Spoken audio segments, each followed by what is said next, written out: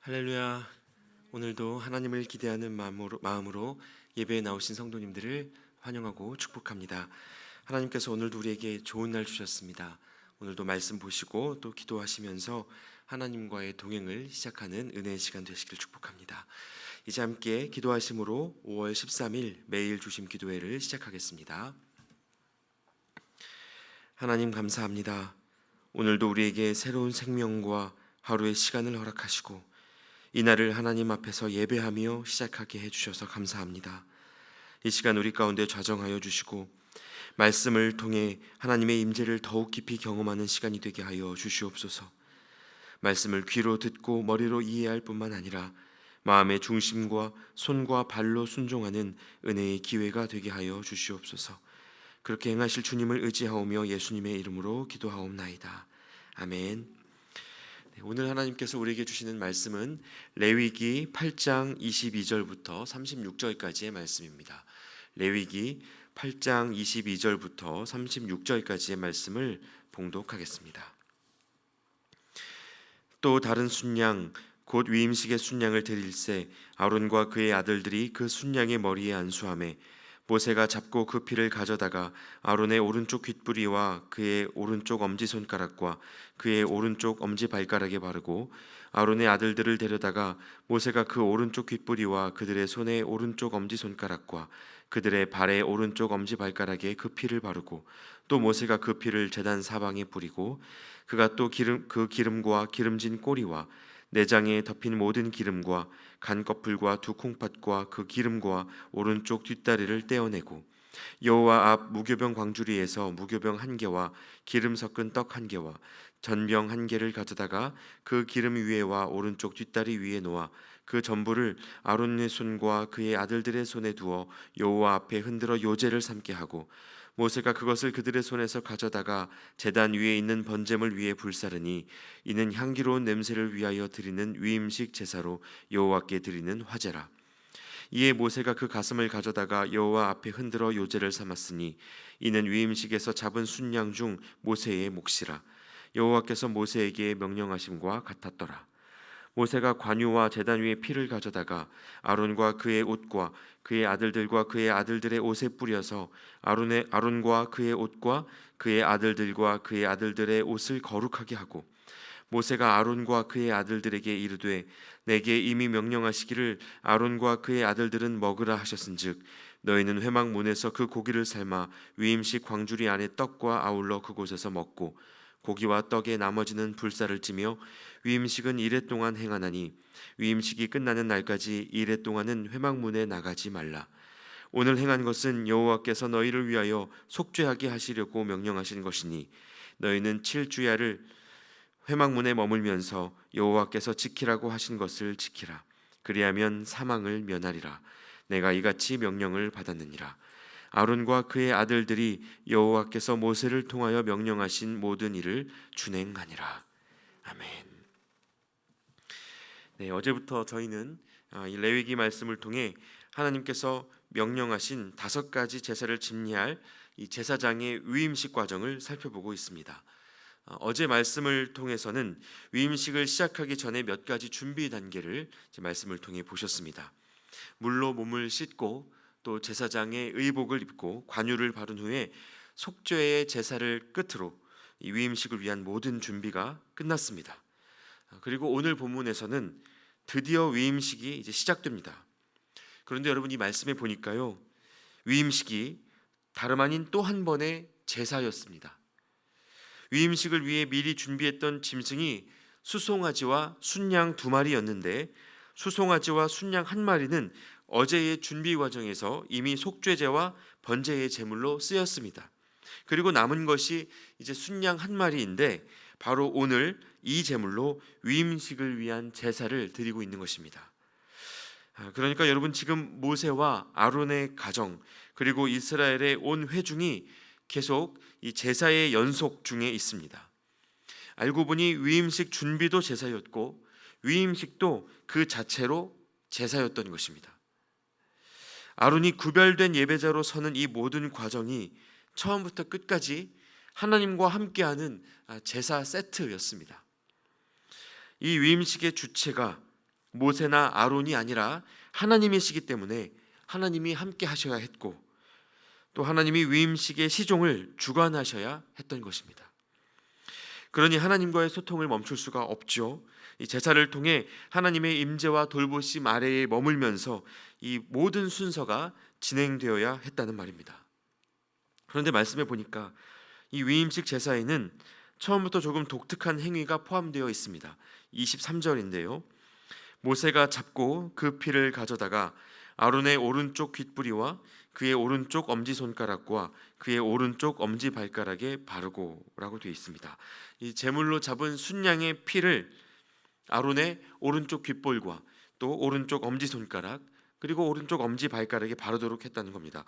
이 의미에 대해서 정확히 알 수는 없습니다만 분명한 것은 히브리 전통에서 오른쪽은 거룩하고 온전한 상태를 지칭하는 것이고, 머리와 손과 또 발끝은 그야말로 이 전신을 총칭하는 대표성을 지닌다는 사실입니다. 그래서 이 말씀은 오른쪽 귀와 손과 발에 이 제물의 피를 바름으로써 몸 전체를 거룩하게 만든다라는 뜻으로 이해할 수 있습니다. 자, 그러고 나서 그 제물들을 번제단 위에 불사르고 향기로운 냄새를 일으키는 화제로 하나님께 드리게 했습니다. 여러분, 이것이 하나님 앞에서 행하는 위임 제사였고요, 제사장 위임식의 첫 번째 공식 순서였습니다. 자, 그럼 두 번째 순서는 뭘까요? 31절입니다. 31절 말씀에 모세가 관유와 제단 위에 피를 가져다가 아론과 그의 옷과 그의 아들들과 그의 아들들의 옷에 뿌려서 아론과 그의 옷과 그의 아들들과 그의 아들들의 옷을 거룩하게 하고 라고 되어 있습니다. 이 반복되는 단어가 많으셔서 아마 읽기가 조금 쉽지 않으신데요, 제사장의 오른편에 피를 바르는 단계를 지나서 이제 두 번째는 관유를 뿌리는 단계입니다. 이때 관유에는 제단 위에 있었던 피를 함께 가져다가 이제 섞어서 뿌리게 되어 있고요, 아론과 아들들에게 뿌렸을 뿐만 아니라 그들이 입고 있던 옷에까지도 이제 이것을 뿌렸습니다. 그래서 그들의 모든 것이 정결하도록 그런 의식을 행했던 거죠. 저희가 한동안 참 오랫동안 이 동참했던 방역과 소독을 생각하시면 될 것 같습니다. 사람과 의복을 정결하게 하기 위해서 소독약을 뿌리는 그 모습과 참 비슷한 면모를 갖고 있습니다. 여러분, 이렇게 아론을 제사장으로 세우는 위임식은 그 자신과 그 주변의 모든 것을 피와 관유로 정결하게 하는 것으로부터 시작되었습니다. 오늘날 제사장의 직무를 위임받은 우리에게 이 말씀을 적용하자면, 피는 주님께서 십자가에서 흘리신 보혈이고, 관유는 기름 부으심, 약속대로 허락해 주신 하나님의 영인 성령이라고 말할 수 있습니다. 예수님께서 우리를 위하여 죽으신 것과 보혜사 성령께서 오늘 우리의 삶을 견인하신다는 것을 믿는 그 믿음이 우리를 제사장으로서 살게 하는 유일한 힘이고 능력이라는 말씀입니다. 그래서 여러분, 제사장은 사람이 준비하는 그 무언가로 섬기는 것이 아니라 철저히 하나님께로부터 온 은혜를 의지해서 섬기는 자리인 것입니다.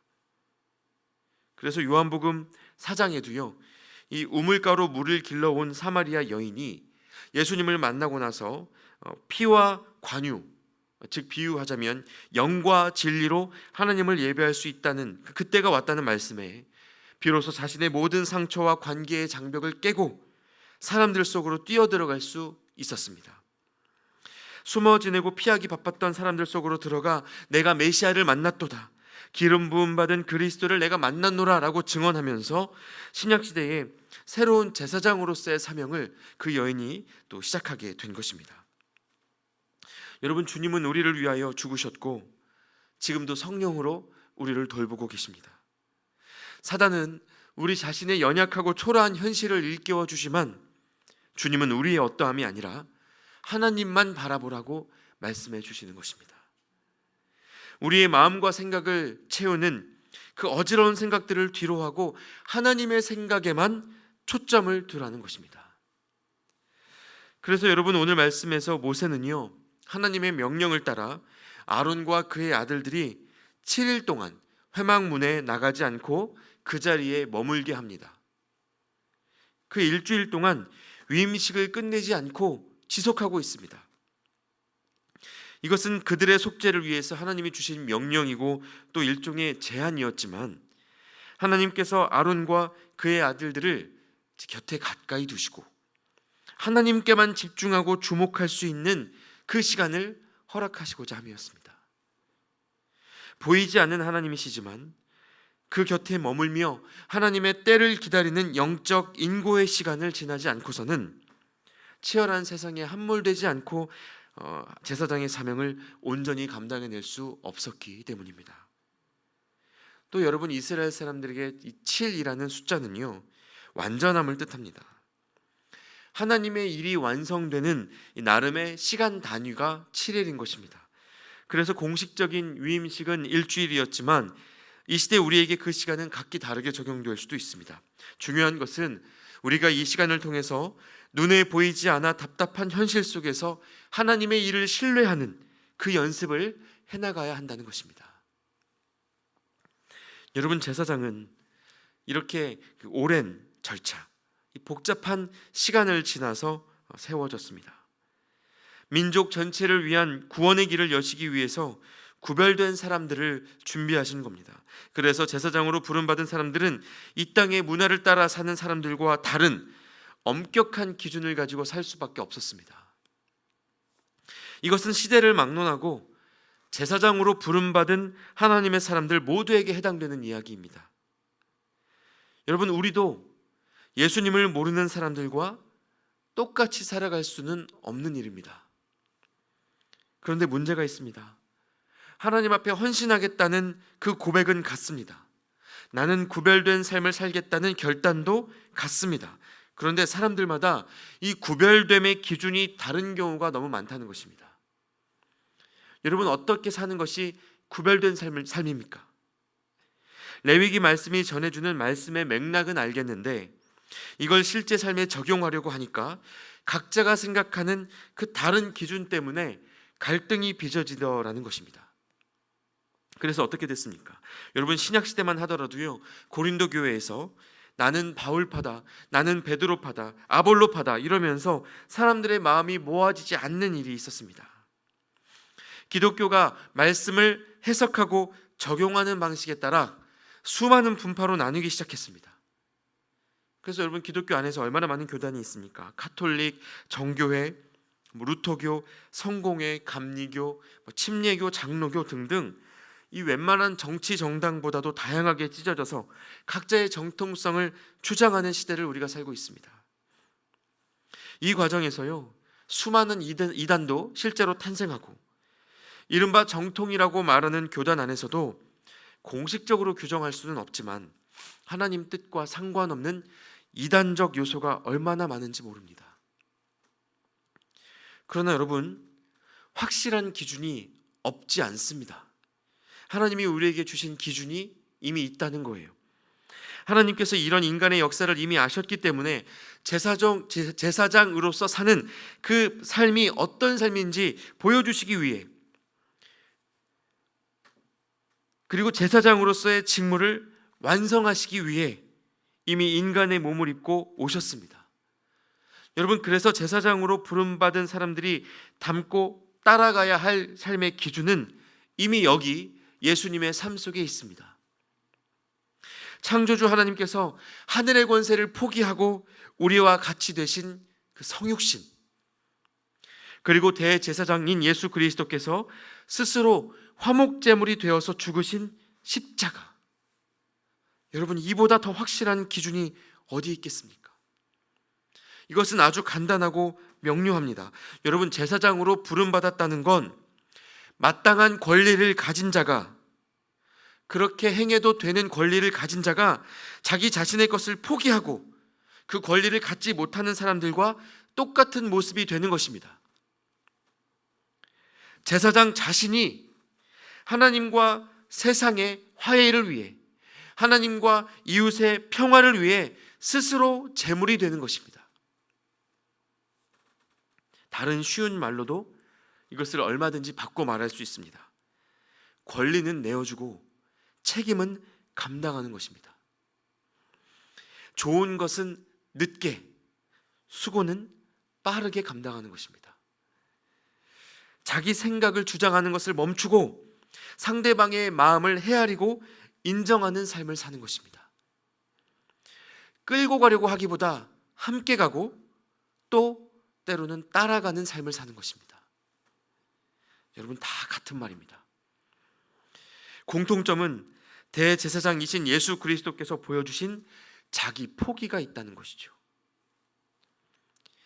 그래서 여러분, 예수님이 자기를 닮은 모습으로 그 뒤를 따라갈 첫 번째 제자들을 찾으실 때요, 어부로 일하고 있던 그 베드로와 안드레를 만나서 부르신 적이 있었습니다. 그때 예수님이 하신 말씀이 성경에 이렇게 번역되어 있습니다. 내가 너희를 사람을 낚는 어부가 되게 하리라. 여러분, 아마 다들 아시는 표현이실 겁니다. 그런데 여러분, 이 사람을 낚는 어부라는 문구가 다르게 해석될 수 있는 것 아십니까? 이게 외국어이다 보니까 우리나라로 번역할 때 해석을 한 가지 선택했는데 거기에 두 가지 버전의 해석이 존재했었습니다. 물고기를 낚아 올리는 제자들의 모습을 맥락으로 삼아서 사람을 낚는다라는 표현을 쓰고 있기는 하지만, 사실 사람을 낚는 어부는 사람을 위한 물고기라고 번역될 수 있습니다. 사람을 낚는 어부, 사람을 위한 물고기, 둘 중에 어떤 표현이 더 정확한 표현일까요? 두 가지 모두 맞는 번역일 수 있습니다. 그런데 여러분, 제사장적 삶의 직무를 나타내는 표현으로는 두 번째 번역이 더 적합합니다. 사람을 낚아 올리는 낚시꾼으로의 부르심이 아니라 다른 사람을 위하여 기꺼이 먹히는, 자신의 생명을 기꺼이 내어주는 물고기로의 부르심인 겁니다. 여러분, 차이가 뭡니까? 낚시꾼은 물고기의 생명을 죽이는 존재죠. 그러나 물고기는 낚시꾼의 생명을 살리는 존재입니다. 그래서 재미있게도요, 예수 그리스도의 이 헬라어 앞글자, 그 이니셜을 따면요, 물고기를 뜻하는 익투스라는 단어가 되고요, 로마 시대에 핍박받던 성도들이 서로를 로마 군인들이 모르는 상태에서 몰래 확인하는 증표로 이 물고기의 문양을 사용했었습니다. 세상을 위한 물고기, 화목제물로 부름받은 사람들 사이에 교제 방법이었습니다. 만일 여러분, 이러한 삶이 그저 잡아먹히고 끝나는 삶이라면, 죽고 마는 삶이라면 어느 누가 이것을 기념하고 사명으로 감당할 수 있었겠습니까? 그러나 오늘 본문 35절에서 하나님은 모세를 통해 분명히 이렇게 말씀하셨습니다. 너희는 7주야를 회막문에 머물면서 여호와께서 지키라고 하신 것을 지키라. 그리하면 사망을 면하리라. 이제 제사장으로 위임을 받고 구별된 삶을 살아가기로 결단하는 이들에게는 하나님의 말씀대로 지키며 살아가야 할 기준들이 있었습니다. 이걸 따져보자면 자기 것 포기할 일이 많고요, 손해보는 일도 많아서 때로는 내가 길을 잘못 들었나 하는 생각이 들 때도 있습니다. 그런데 바로 그 삶이 사망을 면하는 길이고 오히려 영원히 살 길이라고 한다면, 그리고 그것을 믿는 믿음이 있다면, 여러분, 우리의 선택도 조금은 달라질 수 있지 않을까 생각해 봅니다. 여러분, 교회의 역사 속에서 많은 성도들이 자신의 생명을 짓밟는 그 핍박 속에서도 두려움을 넘어섰고 예수님을 부인하지 않았습니다.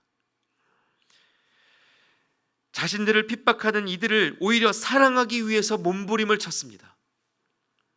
고통을 당해 잠깐 넘어질지언정 완전히 넘어지지는 않았고, 빼앗기는 것 같아도 그 가운데 소망을 놓치지 않았던 이들이 오늘날까지 교회를 지탱해 온 것입니다.